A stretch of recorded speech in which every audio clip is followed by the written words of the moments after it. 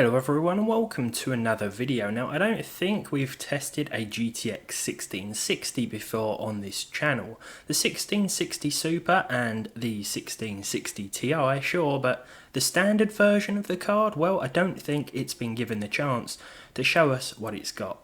What better time then than now?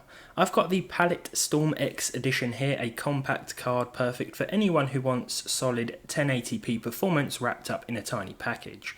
Back in 2019, the 1660 was a mainstream GPU that offered less performance than its already available bigger brother, the 1660 Ti, but it cost quite a bit less as well. Several months later, however, the 1660 Super came out and wasn't much more expensive than the 1660 here, yet it was about 10% better on average in games at 1920 by 1080.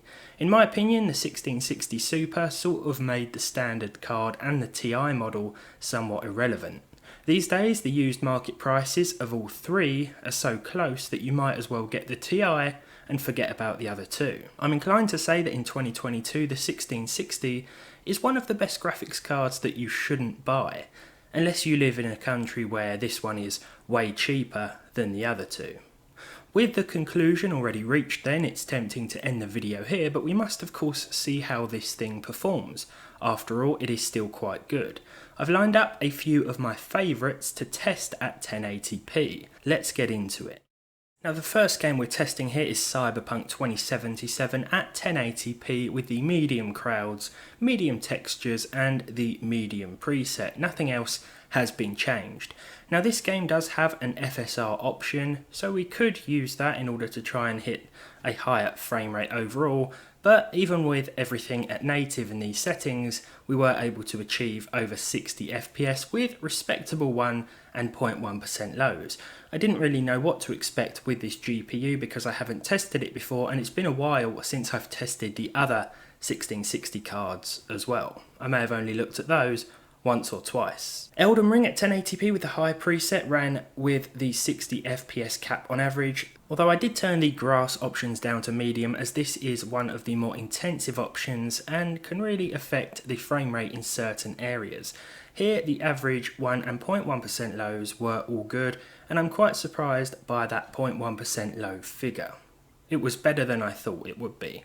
Far Cry 6 at 1080p with a high preset then, again over 60 FPS. This is very much a 60 FPS 1080p card, even so in 2022. It's going to give you a very nice gaming experience, even in modern titles, providing you don't go overboard or expect too much with the settings. Far Cry 6, 67 FPS on average, followed by 58 and 51 in terms of the 1 and 0.1% lows. Now I don't really feel the need to max out Fortnite or run it with the high settings, so I chose medium, but I upped the 3D resolution to 100% and then enabled the Epic View Distance option as well as TAA or Temporal Anti-Aliasing. Even so, we saw 134 FPS on average with a solid 1% low.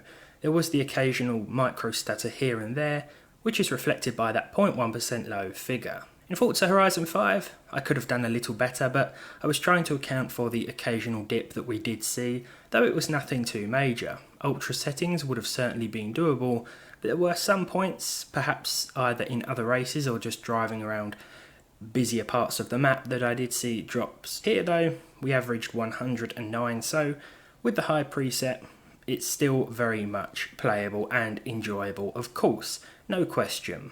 In God of War, I chose 1080p with the high preset, but I enabled or selected, I should say, the low atmospherics option because it can be quite system intensive or graphics card intensive from my findings. AO was also switched off. Here we saw 69 FPS on average with a decent 1% low figure and a solid 0.1% low as well. This card of course has 6 gigs of GDDR5, so it's still very much relevant in today's world of gaming, though you might find that an 8GB card, perhaps an 8GB 1070, may also be worth looking out for on the second-hand market. That will also be a little more capable as well and might not necessarily cost that much more. In GTA San Andreas, the definitive edition, I went with medium thinking that high would be too demanding, but as you can see, the average was pretty solid. I think another reason as well I went with a slightly lower preset was because of the 1 and 0.1% low figures. I knew there would be drops, and with the medium settings the game still stuck close to 60 FPS even as far as that minimum frame rate is concerned. With Stray I chose the high settings, which is actually the highest settings. Again, 103 FPS, 72 as a 1% low, and then 44 as a 0.1% low, so there were a few little dips here and there. I think in some of these titles we could have certainly gone for 1440p, which I wasn't expecting going into this, so maybe we'll have a look at 1440p gaming tests at some point too. But I think this is still very much a 1080p card in the grand scheme of things, and it's a lot more comfortable playing at this resolution than it is having to lower the settings and upping the native output. No Man's Sky is one that's still supported, so I decided to throw it back into the benchmark roster here. 1080p with the high preset, the terrain tessellation turned off, 85 FPS on average. Of course there will be some dips here and there when leaving planets, entering the atmosphere of other planets, and sometimes just jumping around and exploring all of the different worlds. It is what it is, but overall it performs very nicely. Red Dead Redemption 2, Xbox One X equivalent settings here, 69.6 or 70 FPS, with decent 1 and 0.1% lows even in busier areas and towns like Valentine.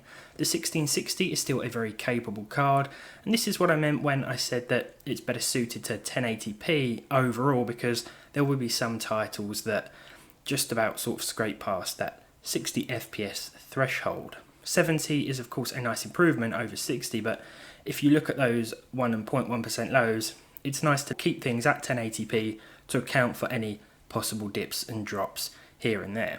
I think a 1660 Ti would perhaps be better suited to 1440p, or there are certainly more games you could run comfortably at that high resolution with the slightly better card. Thankfully, of course, as I said before, it really doesn't cost too much more. Finally then we have Battlefield 5, 1080p with a high preset, 76 FPS on average with decent 1 and 0.1% lows. I was playing online, a team deathmatch here. This is the average taken across 3 online games. I didn't just test one game because some of the maps do perform differently to one another, but there we go. Now the 1660 also supports ray tracing through drivers. It doesn't support it on a hardware level, and you can enable it in games like Cyberpunk 2077, where I enabled the ray traced reflections, but as you might imagine, it didn't exactly perform all that well. Turning the resolution down would help, that's for sure, but with the lowest in-game settings and just the ray traced reflections enabled, well, we weren't really getting a figure that was actually worth benchmarking. So yeah, the 1660 in 2022, still pretty good, but I'd certainly check out the prices of the Super variant and the Ti variant as well, because things might be very similar or they might differ quite significantly depending on where you are in the world. But this has been a look at the 1660, a card we've not tested before on this channel. If you enjoyed it, leave a like, leave a dislike if you didn't, subscribe to the channel if you haven't done so already, and hopefully I'll see all of you in the next one.